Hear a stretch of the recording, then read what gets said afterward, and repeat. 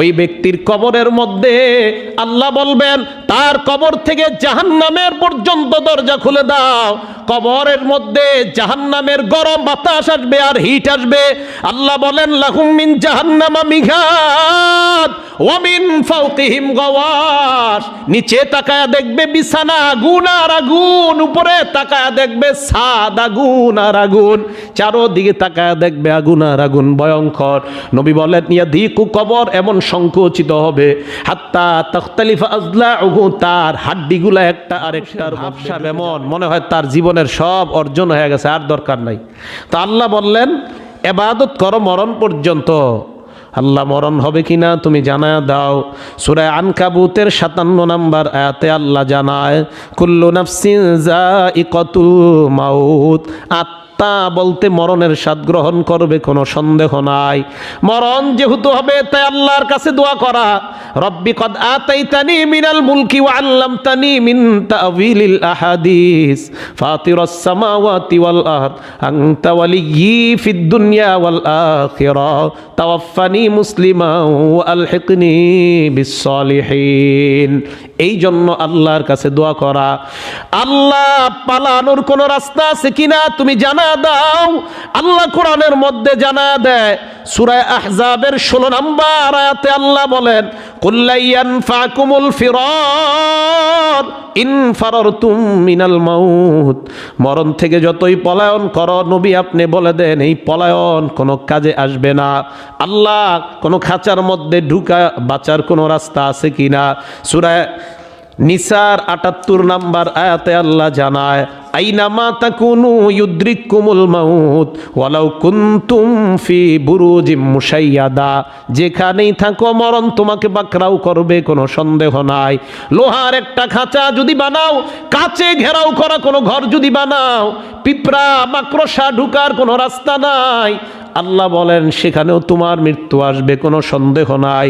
যদি বলেন আল্লাহ 1 সেকেন্ড আগে পরে হওয়ার কোনো সম্ভাবনা আছে কিনা, সূরা আরাফের 34 নম্বর আয়াতে আল্লাহ বলেন এবং সূরা ইউনূসের 49 নম্বর আয়াতে আল্লাহ বলেন। এক আয়াতে আল্লাহ বলেন ওয়ালিকুল্লি উম্মাতিন আজাল, আরেক আয়াতে আল্লাহ বলেন লিকুল্লি উম্মাতিন আজাল। প্রত্যেকটা মানুষের মরণের সময় নির্ধারণ করা। ইযা জাআ আজালুহুম লা ইস্তাখিরুনা সাআতান ওয়া লা ইস্তাকদিমুন। মরণ আসলে 1 সেকেন্ড আগেও না পরেও না, ওই সময় মরণ হবে। ইউসুফ নবী শিখায়া দেয় তাই আল্লাহর কাছে দোয়া করো তাওয়াফফানি মুসলিমান ওয়া আলহিকনি বিস সালিহিন। আল্লাহ মুসলমান অবস্থায় মরণ দিয়ে দাও, মরণের পর নেককারদের সাথে আমাকে মিলায়া দাও। মরণ আসার পর আপনি আল্লাহর কাছে যদি বলেন আল্লাহ আখরতানি ইলা আজালিন করিব, একটু সুযোগ দাও আমি আবার দুনিয়াতে যাই। আল্লাহ বলবে কেন? বান্দা বলবে ফাসাদদাকু ওয়া আকুম মিনাস সালিহিন, আল্লাহ নেক কাজ করব, দান সদকা করব, তাই একটু দুনিয়াতে ফিরায়া দাও।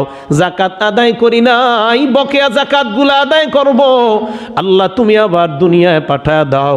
সূরা মুনাফিকুনের 11 নম্বর আয়াতে আল্লাহ বলেন ওয়ালা ইউআখিরাল্লাহু নাফসান ইযা জাআ আজালুহা, মরণ আসলে 1 সেকেন্ড আর তোমাকে সুযোগ দেওয়া হবে না।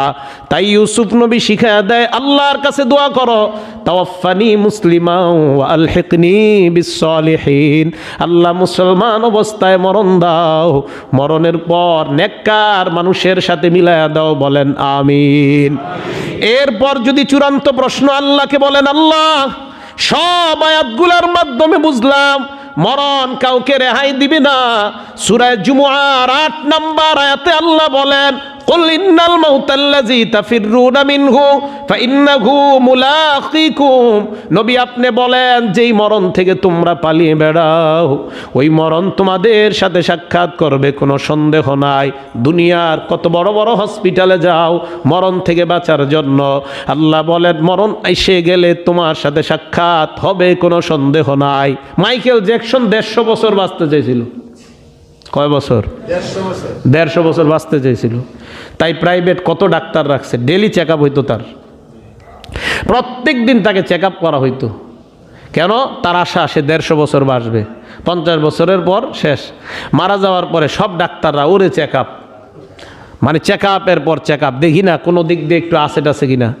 কত চেক আপ হইল, লাভ হয়নি। তার মৃত্যুর পর যে ভিডিও আপনার লাইভ হয়েছে পৃথিবীর ইতিহাসে, এটাই সবচেয়ে বেশি আপনার মৃত্যুর দিন, মানে কারো লাশকে এত মানুষ দেখছে পৃথিবীতে সবচেয়ে বেশি এখনো পর্যন্ত, যে তাকে দেখছে এরকম লাইভে। তো দেখেন কত আশা, সে মারা যাবে কবে, 150 বছর পর মারা যাবে, মানে খুব ইয়া করে আসছে, আমি 150 বছর পরে মরমু, এর আগে না। এই জন্য ডাক্তার রাখছে, কত কিছু রাখলো। আল্লাহ পাক বলেন লা ইউআখিরুল্লাহু নাফসা, এসে গেলে আর কোনো সুযোগ দেওয়া হবে না, যতই করো। এই জন্য ইউসুফ নবী বললেন আল্লাহর কাছে, আল্লাহ তুমি আমাকে মুসলমান অবস্থায় মৃত্যু দাও, নেককারদের সাথে মিলা দাও। সকলে বলেন আমিন। আল্লাহুম্মা আলহামদুলিল্লাহ শুকর। রাসূল সাল্লাল্লাহু আলাইহি সাল্লামের সাহাবা বারা ইবনে আযিব রাদিয়াল্লাহু তাআলা উনি বলেন, খরজনা মা রাসূলিল্লাহি সাল্লাল্লাহু আলাইহি ওয়াসাল্লাম ফি জানাজাতি রাজুলিন মিনাল আনসার। নবীজি সাল্লাল্লাহু আলাইহি সাল্লাম মরণের কোনো ব্যাপার আসলে নবীজি নিজেও এমন হয়ে যাইতেন। আল্লাহ রসুল দুনিয়ার শ্রেষ্ঠ মানুষ, দুনিয়ার শ্রেষ্ঠ একজন ব্যক্তি, মরণের কোনো বিষয় আসলে উনি একদম এমন হয়ে যাইতেন, কথা বলতেন না, চুপচাপ নবীজি সাল্লাল্লাহু আলাইহি সাল্লাম বসে যাইতেন। বারা ইবনে আযিব বলেন, নবীর সাথে আমরা বের হইলাম ইলা জানাজাতি রাজুলিন মিনাল আনসার, আনসারি এক সাহাবার জানাজা পড়ার জন্য বের হলাম। হাত্তা ইনতাহাইনা ইলাল কবরি, কবরের পাশ দিয়ে রওনা করলাম। ওয়ালাম্মা ইউলহাদু, ওই কবরটা এখনো খনন করা হয় নাই। কবর দেখার পর আল্লাহর নবী কবরের পাশে বসে গেলেন। সাহাবা বলেন ওয়াজালাসনা হাওলা, আমরাও কবরের পাশে বসে গেলাম। কান্না আলা রুউসিনা আত-তায়র, আমাদের মাথার উপর পাখি যেমন, এমন ভাবে আমরা কবরের সামনে বসে গেলাম। নবী নিচের দিকে তাকায় রইলেন, কোনো কথা কয় না। মাটির মধ্যে আঁকাআঁকি করতে লাগলেন, কোনো কথা কয় না, নিচের দিকে তাকায় আছেন। হঠাৎ সাহাবাদের দিকে তাকিয়ে বললেন, সাহাবাদের দল, ইস্তাইযু বিল্লাহি মিন আযাবিল কবরি মাররাতাইনি আও সালাসা। আল্লাহর নবী বললেন, সাহাবাদের দল, কবরের আযাব থেকে তোমরা পানাহ চাও 2 বার অথবা 3 বার বললেন।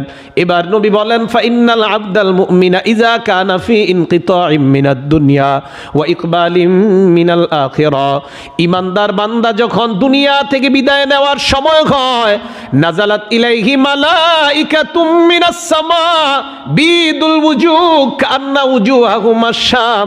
আল্লাহর নবী বলেন, হাজার হাজার ফেরেশতা সূর্যের মতো উজ্জ্বল তাদের চেহারাগুলা, এমন হাজার হাজার ফেরেশতা ঈমানদারের আত্মা স্বাগত জানানোর জন্য উপস্থিত হয়ে যায়। ইউসুফ নবী শিখায় দিলেন, আল্লাহর কাছে দোয়া করো, আল্লাহ মুসলমান অবস্থায় মৃত্যু দিয়ে দাও। মুসলমান অবস্থায় যদি মৃত্যু না হয়, মরণের সময় হাজার হাজার ফেরেশতা আশা করা যায় না। ফেরেশতারা আসার পর হাত্তা ইয়াজলিসু মিনহুম আদ-দাবাসরি, ওই ব্যক্তির চোখের দৃষ্টি যেই পরিমাণ যায়, হাজার হাজার ফেরেশতারা তার সামনে ওই পরিমাণ পর্যন্ত বসে যায়। মাহুম কাফনুম মিন আকফানিল জান্নাহ, ফেরেশতাদের সাথে জান্নাতের একটা কাফনের কাপড়। ওয়া হানুতুম মিন হানুতিল জান্নাহ, জান্নাতের সুগন্ধি নিয়ে আসছে। আসার পর ইমানদারের সামনে বসে যায়। আল্লাহর নবী বলেন, সুম্মা ইয়াজিউ ইলাইহি মালাকুল মাউত, এরপর তার কাছে মালাকুল মাউত এসে যায়। মালাকুল মাউত মানে মৃত্যুর ফেরেশতা এসে যায়। কে এসে যায়? কে এটা?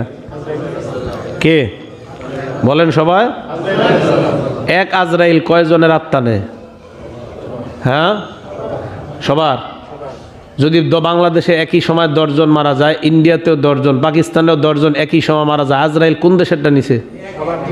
হ্যাঁ, আমি আপনাদেরকে যখন কিছু বলামও বুঝবেন যে অতীতে কোনো ভুল ছিল আমাদের, ঠিক আছে না? কি ছিল?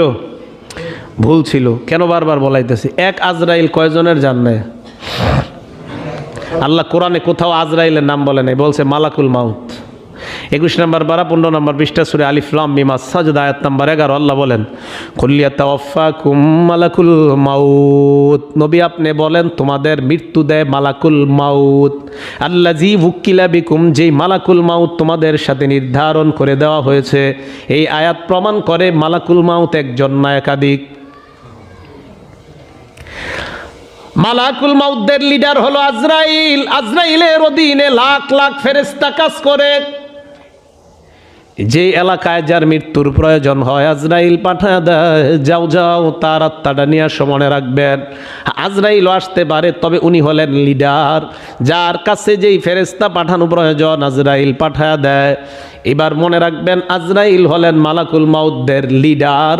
মালাকুল মাউত একজন হওয়া এটা জরুরি না, ওনাদের লিডার হলেন আজরাইল। তার অধীনে লক্ষ লক্ষ ফেরেশতা কাজ করে। যেই এলাকায় যখন প্রয়োজন ওই এলাকার আত্মা তখন নিয়ে নেয়। এই জন্য পাকিস্তানে 10 জন, ইন্ডিয়া 10 জন, বাংলাদেশে 10 জন একই সময়। এর অর্থ হলো ইন্ডিয়ার 10 জনকে আলাদা 10 জন, পাকিস্তানের 10 জন আলাদা 10 জন, বাংলাদেশের 10 জন আলাদা 10 জন। তাদের লিডার যেইভাবে বলছে সেইভাবে তাদের আত্মাগুলা নেয়। কথা কি বুঝে আসছে? হ্যাঁ হ্যাঁ, ওলামায়ে কেরাম আছেন, তাহকিক করবেন আমার এই কথা, গবেষণা করবেন যে এটা কি বললাম হঠাৎ। এতদিন সারা জীবন জন্মের পর থেকেই শুনতেছে আজরাইল, এখন আবার কি কয়? হ্যাঁ,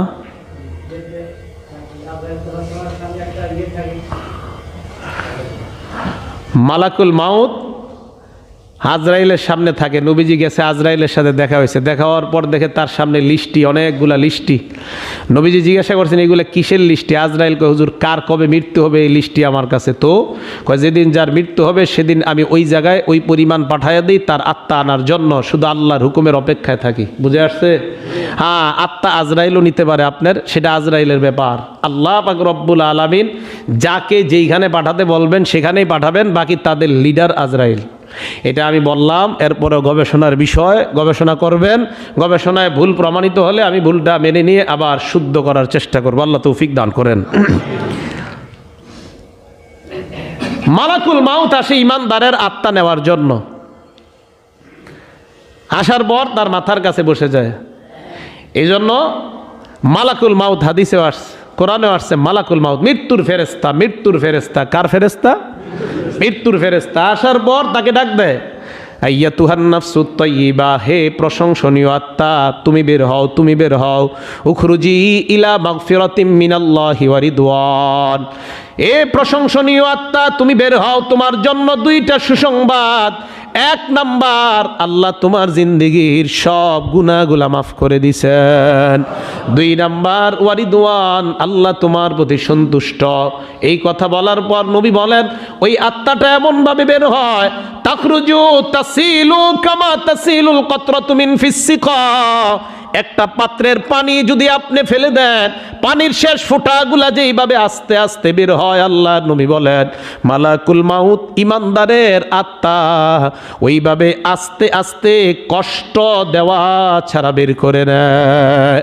হ্যাঁ, মৃত্যুর আগে তার মৃত্যুর যন্ত্রণা হবে, তবে আত্মা বের করার সময় তার আত্মাটা বড় চমৎকার সুন্দরভাবে বের করবে। আত্মা বের করার পর ফায়াখুযুহা মালাকুল মাউত, তার আত্মাটা গ্রহণ করবে। সামনে কারা? ফেরেশতারা বলবে, মালাকুল মাউত আত্মাটা আমাদের জান্নাতের কাফনের মধ্যে দিয়ে দাও। কাফনের মধ্যে আত্মা দেওয়ার পর অন্যান্য ফেরেশতারা ওই কাফনের কাপড়ের মধ্যে সুগন্ধি লাগায়। সুগন্ধি লাগানোর পর ওই আত্মা নিয়ে আসমানের দিকে রওনা হয়। হাজার হাজার ফেরেশতারা বলে, কার আত্মা কোথায় নিয়ে যাও?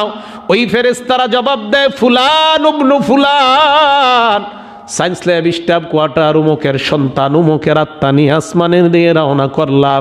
কিভাবে তোমরা বুঝলা? নামটা একটু বলো।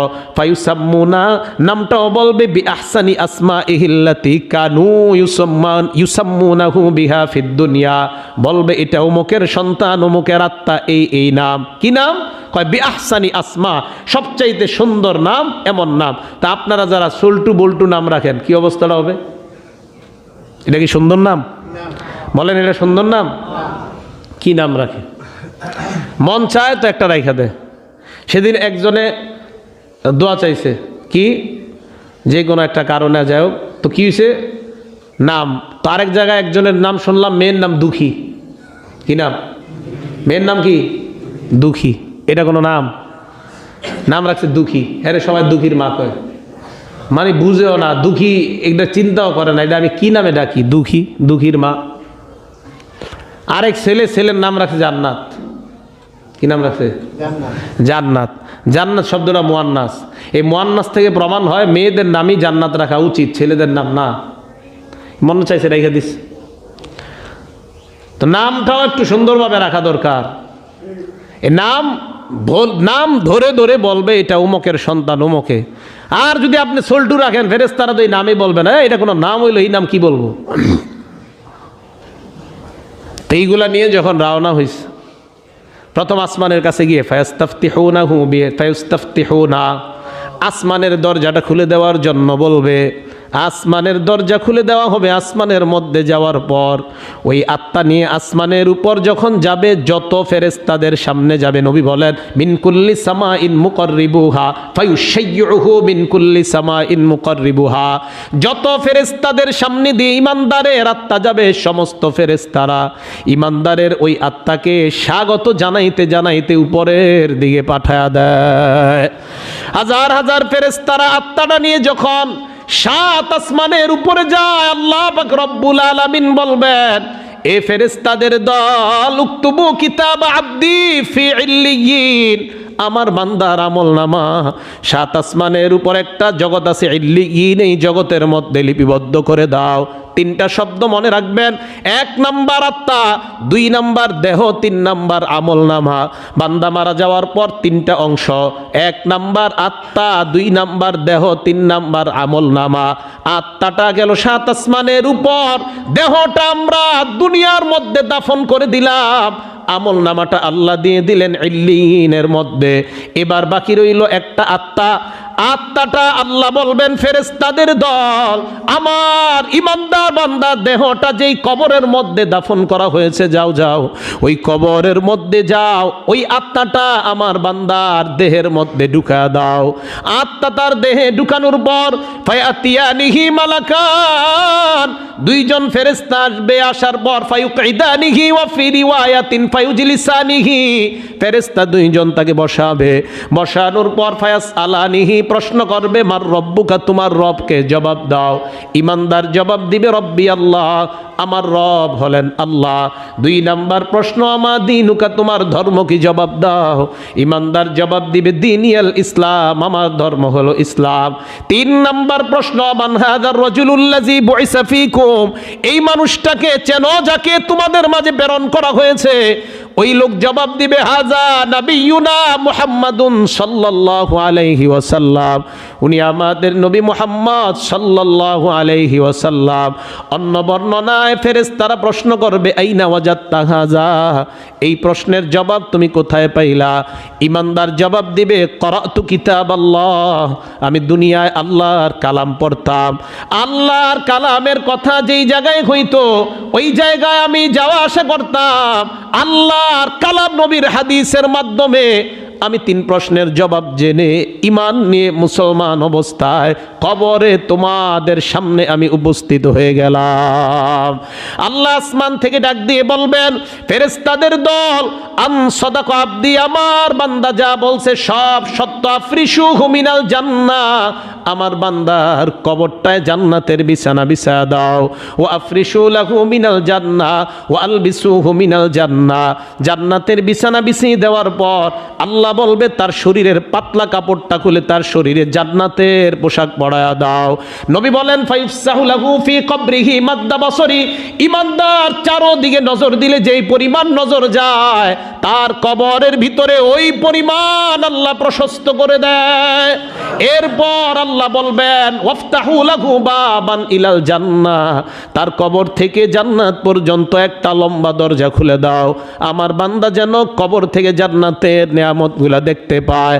বান্দা জান্নাতের দিকে তাকায়, তাকানোর পর ফায়াতিহা মিন রাউহিহা ওয়া তিবিহা, জান্নাতের সুগন্ধি আর নিয়ামতগুলা তার কবরের মধ্যে উপলব্ধ করতে থাকবে। এবার ওই বান্দা হঠাৎ তাকায় দেখবে সুন্দর একটা মানুষ তার কবরে উপস্থিত হয়ে যায়। বান্দা প্রশ্ন করবে কে তুমি? তোমার মতো এমন সুন্দর মানুষ আমি আমার জিন্দেগিতে দেখি নাই। ওই সুন্দর মানুষটা জবাব দিবে আনা আমালুকা সলিহ, আমি তোমার নেক আমল, এই নেক নেকামল একটা রূপ ধারণ করে তোমার কাছে আসলাম।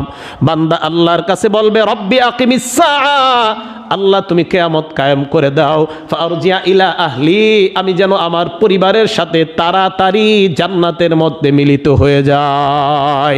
আমি আমার পরিবারকে সুসংবাদ দিতে চাই, আল্লাহ তুমি যে আমার কবর এত বড় বানিয়ে দিয়েছ, আমার কবর থেকে জান্নাত পর্যন্ত তুমি একটা প্রশস্ত দরজা খুলে দিছ। আরেক বর্ণনায় ফায়াতানাওয়ারু লাহু ফি কবরিহি, তার কবরের মধ্যে আল্লাহ আলোর ব্যবস্থা করে দিবেন। আল্লাহ যদি আলোর ব্যবস্থা করে দেয় তাহলে পীরের কবরে লাইট দেওয়া আর কি দরকার? কি দেওয়া? মোমবাতি দেওয়া কি দরকার? আল্লাহ না আলোর ব্যবস্থা করে দেয়। চারদিকে মোমবাতি, কারণ মুরিদ জানে এত ভয়ঙ্কর আর ভণ্ড পীরা ছিল, কবরে যাওয়ার সাথে সাথেই তো অন্ধকার, তাই আগে থেকে লাইটিং এর ব্যবস্থা করে দেয়, লাইট লাগায় দেয়। কিন্তু জানে এও গাঞ্জা খাইতো, আমরাও গাঞ্জা টানতাম, লাইট লাগায় দেয়। আর পীর মারা গেলে এমন করে কেন আল্লাহ ভালো জানে। রাসূল করিম সাল্লাল্লাহু আলাইহি সাল্লাম বলেন, এরপর ওই বান্দা জান্নাতের দিকে তাকাবে, তাকায় দেখবে হুররা নাচানাচি করে। বান্দার মন চাবে হুরদেরকে একটু ধরার জন্য, স্পর্শ করার জন্য, তাদের কাছে যাওয়ার জন্য মন চাবে। আল্লাহ পাক বলেন থাম, নাম কানাউমাতিল আরুস, বাসর রাতের দুলার মতো ঘুমা, লা ইউকিজুহু ইল্লা আহাব্বা আহলিহি, যে বাসর রাতের দুলাকে তার প্রিয়তমা ছাড়া অন্য কেউ জাগ্রত করে না, সেখানে তোমার প্রিয়তমা বা প্রিয়তম কেউ না, আমি আল্লাহ তোমার প্রিয়তম হয়ে গেলাম। আল্লাহ তাকে জাগ্রত করবে, জাগ্রত করার পর আল্লাহ তাকে জান্নাত দান করবে কিয়ামত পর্যন্ত। আল্লাহ বলবেন ঘুমাও, বাসর রাতের দুলার মতো ঘুমাও। তো জান্নাতের নেয়ামত সেখানে উপভোগ করতে থাকবে। নবীজি কবরের সামনে বসেই বলতেছেন, হাদিসটা এরপর বলেন, ওয়া ইন্নাল আবদাল কাফিরা, পাপাচার বান্দা যখন দুনিয়া থেকে বিদায় নেওয়ার সময় হয়, ওই বান্দার সামনেও হাজার হাজার ফেরেশতা উপস্থিত হয়ে যায়। ওই ফেরেশতারা আসার পর বান্দার চোখের সামনে বসে যায়। মালাকুল মাউত তার মাথার কাছে আসে, আসার পর ফেরেশতাদের সাথে থাকবে। নবী বলেন মাহুমুল মাসু, সালার একটা বস্তা অথবা সালার একটা চট নিয়ে বান্দার সামনে উপস্থিত হয়ে যায়। মালাকুল মাউত আসার পর তাকে বলবে আইয়াতুহান নাফসুল খাবিসা, হে খারাপ আত্মা তুমি বের হও, আল্লাহ তোমার প্রতি বড় রাগান্বিত, বড় গুসা, তুমি বের হও। খারাপ আত্মাটা কিভাবে বের হবে? নবী বলেন ইউনতাজাউ কামা ইউনতাজাউ সাফুদু মিনাস সুফিল মাবলুল, ভেজা রুই থেকে লোহা যেইভাবে বের করা হবে, অথবা পশমের গোড়ায় গোড়ায় কাঁটা দিয়ে আঘাত করলে যেই পরিমাণ ব্যথা হবে, তার শরীর থেকে আত্মাটা ওইভাবে কষ্ট দিতে দিতে বের করা হবে। আত্মা বের করার পর সালার বস্তার ভিতর তার আত্মাটা ঢুকানো হবে। ঢুকানোর পর ফেরেশতারা রওনা করবে। আগেই বলেছিলাম তিনটা কথা, আমলনামা, আত্মা আর দেহ। তার আত্মা নিয়ে যখন আসমানের দিকে রওনা হয়, আল্লাহ বলবেন আত্মাটা আসমানে উঠানোর কোনো প্রয়োজন নাই। ফেরেশতারা নাকের মধ্যে ধরবে আর বলবে কার আত্মা কোথায় নিয়ে যাও, এমন খারাপ গন্ধ আমরা জীবনেও পাই নাই, তাড়াতাড়ি সরাও। আল্লাহ বলবেন আমার বান্দার আমল নামা সিজ্জিদ নামক জেলখানায় লিপিবদ্ধ করে দাও, দেহের মধ্যে তার আত্মাটা দিয়ে দাও। কবরের মধ্যে তার আত্মা দেওয়ার পর ফায়াতিয়ানিহি মালাকান, দুইজন ফেরেশতা তার কাছে আসবে। তাফসীরের কিতাবে আসছে মাথা থেকে পা পর্যন্ত বড় বড় চুল দেখা যাবে। দুইটা চোখকে মনে হবে 12টার মতো চোখ মনে হবে, এমন ভয়ঙ্কর চোখ নিয়ে তার সামনে উপস্থিত হবে। উপস্থিত হওয়ার পর তাকে প্রশ্ন করবে তোমার রবকে জবাব দাও, ধর্ম কি জবাব দাও, এই নবীকে চিনো কিনা জবাব দাও। দুনিয়ার মধ্যে শিরিক করতেন আর আল্লাহর মোকাবেলায় শিরিক করতেন আর চাপাবাজি করেন। আমি তাহাজ্জুদ পড়ি, আমার একদিনও তাহাজ্জুদ কাজা হয় না। শিরিক করবেন আর কবরে যাইবেন, যাওয়ার পর দেখেন গুতা একটাও মাটির মধ্যে পড়বে না। খুব তাহাজ্জুদ গুজার দাবি করেন না, শিরিক করে আমি একদিনও তাহাজ্জুদ ছাড়ি না, করে শিরিক, একদিনও তাহাজ্জুদ ছাড়ে না। আপনি ছাইরেন না, আপনি ঘষতেই থাকেন কপাল মসজিদের মধ্যে, সারাদিন ঘষেন, আর ঘষার পর মসজিদ থেকে বাইরে হয়ে করেন শিরিক। 3 প্রশ্ন করার পর আমি কিছুই জানি না, হা হা লা আদরি, আমার প্রশ্নের জবাব জানা নাই, হা হা লা আদরি। মুসলমান আমি আর আপনি যেন এমন না হই, আল্লাহ হেফাজত করেন, বলেন আমিন। ওই বান্দাকে ফেরেশতারা বলবে আলাম ইয়াতিকুম নাযীর, তোমার কাছে কি কেউ ভয় দেখার জন্য তোমার কাছে আসে নাই? তোমাকে কি কেউ ভয় দেখায় নাই কবরে আসতে হবে? ওই বান্দা বলবে এসেছিল, আমি মানি নাই তাদের কথা। আলেমরা কত বুঝাইলো, এরপর অহংকারের উপর অটল থাইকে আমি আমার কাজ করেছিলাম। এই কথাগুলা বলার পর আল্লাহ বলবে এই মিথ্যাবাদী, তার কবরটায় জাহান্নামের বিছানা বিছায়া দাও। নবী ওই মুহূর্তে কোরআনের একটা আয়াত পড়লেন, লা তুফতাহু লাহুম আবওয়াবুস সামা ওয়া লা ইয়াদখুলুনাল জান্নাতা হাত্তা ইয়ালিজাল জামালু ফি সাম্মিল খিয়াত। আল্লাহর নবী আয়াত পড়লেন, আয়াতের অর্থ হলো আসমানের কোনো দরজা তার জন্য খোলা হবে না, ওই ব্যক্তি জান্নাতেও যাবে না। সুয়ের ছিদ্র দিয়া ওঠ যাওয়া সম্ভব যদিও হয়, ওই বান্দা কোনোদিনও জান্নাতে যাওয়া সম্ভব না। বলেন আপনারা, সুয়ের ছিদ্র দিয়া ওট কোনোদিনও প্রবেশ করতে পারবে? আল্লাহর নবী কয় ওইটাও যদি কোনোদিনও প্রবেশ করে, কিন্তু কোনোদিনও তো করবে না। ওইটা সম্ভব হতে পারে, কিন্তু এই ব্যক্তির জান্নাতে যাওয়া কখনো সম্ভব না। ওই ব্যক্তির কবরের মধ্যে আল্লাহ বলবেন তার কবর থেকে জাহান্নামের পর্যন্ত দরজা খুলে দাও। কবরের মধ্যে জাহান্নামের গরম বাতাস আসবে আর হিট আসবে। আল্লাহ বলেন লাহুম মিন জাহান্নামা মিঘাদ ওয়া মিন ফাওকিহিম গাওয়াশ। নিচে তাকায়া দেখবে বিছানা আগুন আর আগুন, উপরে তাকায়া দেখবে ছাদ আগুন আর আগুন, চারোদিকে তাকায়া দেখবে আগুন আর আগুন, ভয়ঙ্কর। নবী বলেন ইয়াদিকু, কবর এমন সংকুচিত হবে, হাত্তা তাখতালিফা আজলাউহু, তার হাড্ডিগুলা একটা আরেকটার মধ্যে ঢুকে যাবে। আল্লাহর নবী বলেন হঠাৎ ওই বান্দা তাকায়া দেখবে একজন লোক দাঁড়ায় আছে, তার শরীরে আঘাত করবে, ইয়াসিহু সাইহা, এমন জোরে একটা চিৎকার মারবে, তার চিৎকারের আওয়াজ দুনিয়ার জিন ইনসান ছাড়া অন্য সবাই শুনতে পায়। নবী বলেন সাহাবাদের দল, ইস্তাইজু বিল্লাহি মিন আযাবিল কবরি মাররাতাইনি আও সালাসা। তাই নবী বলেন এই কবরের আযাব থেকে তোমরা আল্লাহর কাছে পানাহ চাও। অন্য বর্ণনায় নবী বলেন ফা ইন্না জামিনহু ফামা বাদাহু আইসার, কবর থেকে যদি তুমি রেহাই পেয়ে যাও, পরের ঘাটিগুলা আল্লাহ তোমার জন্য একদম সহজ বানায়া দিবেন। ওয়া ইন লাম ইয়ানজু মিনহু ফামা বাদাহু আশাদ, আর যদি কবরের মধ্যে তুমি রেহাই না পাও, পরের ঘাটিগুলা তোমার জন্য বড় ভয়ঙ্কর। এই জন্য ইউসুফ নবী আমাদেরকে শিখায়া দিলেন আল্লাহর কাছে দোয়া করো, তাওয়াফানি মুসলিমা, আল্লাহ তুমি আমাকে মুসলমান অবস্থায় মৃত্যু দিয়ে দাও, ওয়া আলহিকনি বিসসলিহিন, নেককারদের সাথে আমাকে মিলায়া দাও। এই জন্য খুব বেশি বেশি জান্নাত জাহান্নামের চিন্তা একটু পরে করেন, কবরের চিন্তা আগে করেন, কারণ মরার পরেই তো যেতে হবে এখানে। এই জন্য হযরত উসমান ওইগুলার চাইতে বেশি কবরের চিন্তা করতেন, শুধু কবরের চিন্তা করতেন, কি হবে কি হবে এই চিন্তা করতেন। তাহলে ওনারা যদি এত চিন্তা করতেন, এক বর্ণনায় আসছে, এক মুহাদ্দিস বলেন আরে দুনিয়ার মানুষ তুমি কিভাবে মনে করো যে এত সহজ হয়ে যাবে তোমার জন্য সব কিছু? যে আল্লাহ চুরির বিধান দিয়েছে হাত কাটা, সামান্য একটু চুরির কারণে যদি হাত কাটা হয়, তো তুমি যত বড় বড় অপরাধগুলো করতেছো এর কারণে তোমার কি হতে পারে, তুমি কেন চিন্তা করো না?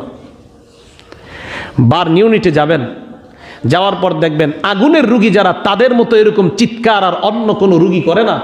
প্রিয় মুসলমান ভাইয়ারা, বার্ন ইউনিটে যান একদিন, শুধু দেখার জন্য যান, তাদের মতো চিৎকার অন্য কেউ করে না, ওই রুগীদের মতো চিৎকার অন্য কেউ করে না। তো দুনিয়ার আগুন তো লাগছে অনেক আগে, এখন তো আর শরীরে আগুনটা নাই, তাহলে চিন্তা করেন আগুন তো জ্বলতেই থাকবে, সেখানে অবস্থাটা কি হবে? আর সেখানে অনুভূতি শক্তিটাও কিন্তু আল্লাহ আরো বাড়ায় দিবে। কিসের? কারণ আপনি ওখানে যাবেন, আগুনের তাপও হবে বেশি, পাওয়ারও হবে বেশি, আপনার অনুভব যেন হয় ভয়ঙ্কর, সেটাও হবে বেশি। এজন্য সত্যি কথা আমার আপনার কবরে যাইতে হবে। এখনো কি গুনাহ ছাড়ার সময় হয় নাই? বলেন আর কত? এখনো কি আমার আপনার গুনাহ ছেড়ে দেওয়ার সময় হয় নাই? মুহূর্তে ডাক দিতেছে মা গাররাকা বিরাব্বিকাল কারীম, কিরে কই যাস? তোরে কে ধোঁকা দেয় তোকে? বারবার বলতেছে পাটা আমি আর আপনি গুনাই ফেলা, আল্লাহ মা গাররাকা বিরাব্বিকাল কারীম, কোথায় যাও?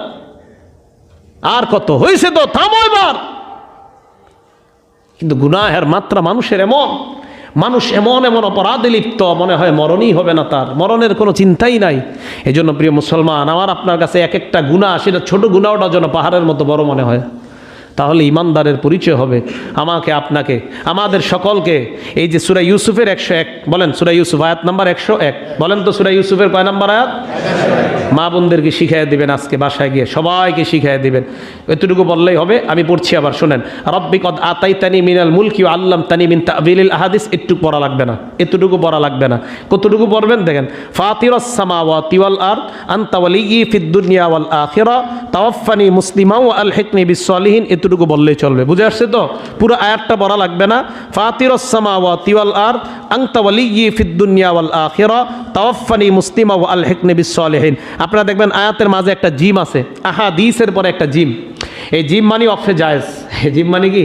মানে এটা জায়েজ, এই জায়গায় অক্ফ করা জায়েজ। এরপরে দেখবেন ফাতিরাস সামাওয়াতি ওয়াল আরদ, এখানে থামবেন। এক শ্বাসে কেউ দোয়াটা পড়বেন না। কেন পড়বেন না? দেখবেন আপনারা ফাতিরাস সামাওয়াতি ওয়াল আরদের পরে কোরআনে একটা কফ ফা আছে উপরে ছোট করে। এই কফ ফা মানে কি জানেন? কিফ, থামো থামো। এই কফ মানে কি? যে একদিন বয়ান করবো কোরআনের জিম মানে কি, ত মানে কি, কফ মানে কি, কফ ফা মানে কি, একদিন বয়ানে বলে দিব। তো এই জায়গায় দেখবেন ফাতিরাস সামাওয়াতি ওয়াল আরদের পরে একটা কফ ফা আছে ছোট্ট করে উপরে। এই কফ ফা মানে কিফ, এই থামো। মানে এই জায়গায় আর শ্বাস নিবেন না, থেমে যাবেন। ফাতিরাস সামাওয়াতি ওয়াল আরদ, থেমে যাবেন। কিফ, থামো। হ্যাঁ, এরপরে আনতা ওয়ালিয়্যি ফিদ দুনিয়া ওয়াল আখিরা তাওয়াফফানি মুসলিমা। এটা মিলায়ও পড়তে পারেন, মিলানো ছাড়াও পড়তে পারেন। কেন? এই দুইটার মাঝে আবার দেখবেন আনতা ওয়ালিয়্যি ফিদ দুনিয়া ওয়াল আখিরা তাওয়াফফানি, এই দুইটার মাঝে একটা ছোট্ট জিম আছে। এই জিম মানে জায়েজ, তুমি অক্ফ করলেও সমস্যা নাই, না করলেও সমস্যা নাই। তবে মনে রাখবেন, যেখানে জিম আছে সেখানে অক্ফ না করাই উত্তম। আবার বলছি আমি, অক্ফ করা জায়েজ, না করা উত্তম। যেখানে জিম আছে সেখানে অক্ফ করা জায়েজ, না করা উত্তম। যেখানে ত আছে এটাকে বলা হয় অক্ফে মুতলাক, সেখানে অক্ফ না করা জায়েজ, তবে অক্ফ করা উত্তম। আর যেখানে জিম আছে সেখানে অক্ফ না করা উত্তম, তবে করা জায়েজ। এগুলো অন্যদিন বলবো। তো জিম, এই জিম মানে আপনি উভয়টা মিলাইয়া পড়তে পারবেন, মিলানো ছাড়াও পড়তে পারবেন। বাকি না মিলে পড়াটা উত্তম। কক থেকে আনতা ওয়ালিয়্যি ফিদ দুনিয়া ওয়াল আখিরা তাওয়াফফানি মুসলিমা ওয়া আলহিকনি বিস সলিহিন, এটা। আর ফাতিরাস সামাওয়াতি ওয়াল আরদের পরে থামবেন। মনে থাকবে তো ইনশাআল্লাহ? আল্লাহ পাক রব্বুল আলামিন এই আমলগুলা যেন আমরা সুন্দরভাবে করতে পারি, আল্লাহ তৌফিক দান করেন। আজকে যে আলোচনাটা হলো, আমরা খুব বেশি বেশি দোয়া করবো, আল্লাহ আল্লাহ আমার গুনাহের শেষ নাই, আল্লাহ মুসলমান অবস্থা ছাড়া যদি তুমি মৃত্যু দেও, আল্লাহ আমি তো ধরা খেয়ে গেলাম। তো নবীর ওই হাদিসটা স্মরণ করবেন। আল্লাহ তোমার নবী এক হাদিসে বলছে, তুমি যখন কোনো বান্দাকে মহব্বত করো তাকে নাকি তুমি আখেরাতের আমল করা সহজ করে দাও। আল্লাহ তুমি আমাকে আখেরাতের আমল করাগুলা সহজ করে দাও। আল্লাহর কাছে এই দোয়া করব। আল্লাহ আমাদের সকলকে কথাগুলা মেনে চলে যেন জীবনে বাস্তবায়ন করতে পারি তৌফিক দান করেন। আমিন ওয়া আখিরু দাওয়ানা আনিল হামদুলিল্লাহি রাব্বিল আলামিন।